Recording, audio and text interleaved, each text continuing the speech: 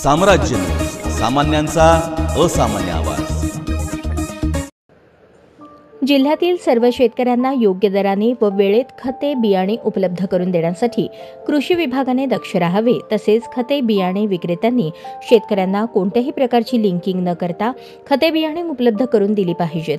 Linking करणाऱ्या संबंधित विक्रेत्यावर प्रशासनाकडून तात्काळ गुन्हे दाखल करावेत असे निर्देश ग्रामविकास पंचायत राज मंत्री तथा पालकमंत्री जयकुमार गोरे यांनी दिले।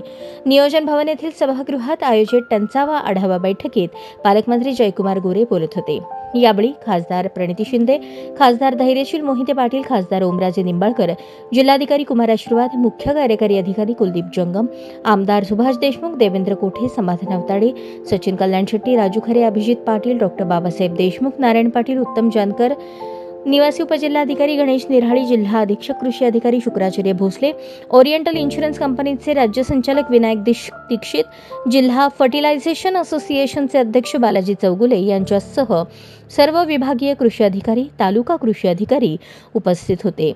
कृषी विभागाने बोगस बियाणे आणि खते शेतकऱ्यांना पुरवठा होणार नाहीत याबाबत दक्षता घ्यावी। यासाठी आवश्यक बियाणे व खतांचे परीक्षण करावे। सॅम्पल तपासणीची संख्या मोठ्या प्रमाणावर वाढवावी। अशा बोगस खते आणि बियाणांमुळे यापुढील काळात शेतकऱ्यांचे कोणत्याही प्रकारचे नुकसान होणार नाही याची खात्री करावी।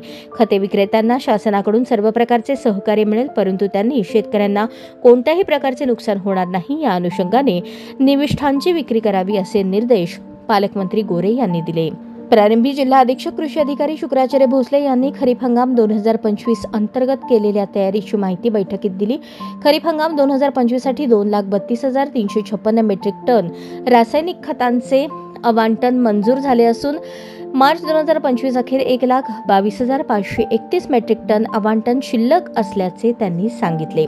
खरीप हंगामाच्या 5,06,927 हेक्टर क्षेत्रापैकी 1,94,370 मेट्रिक टन बियाण्यांची आवश्यकता असून सार्वजनिक यंत्रणेकडे 11,511 मेट्रिक टन, खासगी स्तरावर 68,319 मेट्रिक टन तर शेतकऱ्यांकडे 1,14,540 मेट्रिक टन बियाणे उपलब्ध असल्याची माहिती भोसले यांनी दिली।